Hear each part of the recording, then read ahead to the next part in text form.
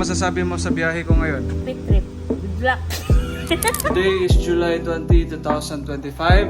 Right now, it is our day 1 for our upcoming second year of our journey. And then today, we're actually preparing because we're now traveling back to Baguio. But ang dami pa nating dapat gawin before going to Baguio. And gagawa din tayo ng mga contents kasi we're going to Tabuk City tomorrow. So, may mga naisip din ako kanina. What if, before diretso sa biyahe natin, daan muna ako ng National Bookstore. And aside from that, naisip ko rin, what if mag-gym ako sa Anytime Fitness. So, samahan niyo po ako ngayon. Prepare ko lang yung mga dapat kong ayusin dito sa aking paglalakbay. Prepare na tayo sa ating mga inventory natin. Ang dami nating bolingon. Labahin. Oh, dami nating labahin. Check natin kung gaano ka-powerful yung target ni Ate Dora. 3, 2, 1. Anong masasabi mo sa biyahe ko ngayon? A quick trip. Good luck. Kaya ka pala naka-raincoat Oo. kasi Umuulan. Maambon. Pahingin ng bariya. oh, ito allowance mo. Allowance. Bariya. Ay, bariya nahulog. Ano yan? Ito. Max! Mantaw! Sana all! Thank you! Umayo at nagpakayaman ka. Wow!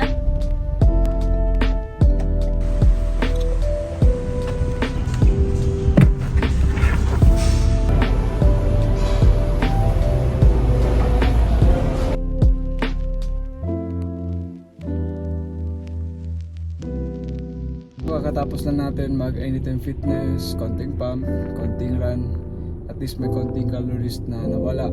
While we are heading, we also have to prepare something. So kanina bumili na tayo notebook, ballpen, and highlighter so that mapaghandaan natin yung numbers natin sa upcoming expenses natin for this week. We have to strategize our contents kung paano natin patakbuhin yung ating mga target plans para hindi sayang yung advertisement costing. So yan. So mag-stop over muna tayo dito. Check muna tayo sa Adidas para we could check another inspiration before tayo magsusulat ng mga ideas.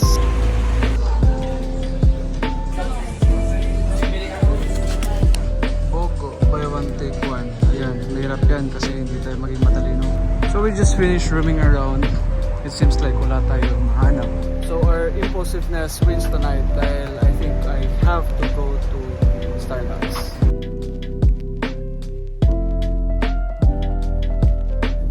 So time check, it's 11 PM and just to share, kanina pa po ako nakaparking dito. Hindi ko sinadya pero I am doing the mathematics of the production. Kung paano natin ma-hit yung 3-star diamond. Napakalaki yung requirement in terms of sales, in terms of income, and it's just something that we have to do it talaga. So may mga naging options tayo, option 1, option 2, option 3, option 4. Paano pag ganito yung mangyari? So hindi pwede hanggang isa lang yung option natin. So I prepared a lot of options. If you could see, ang daming mga nasulat natin.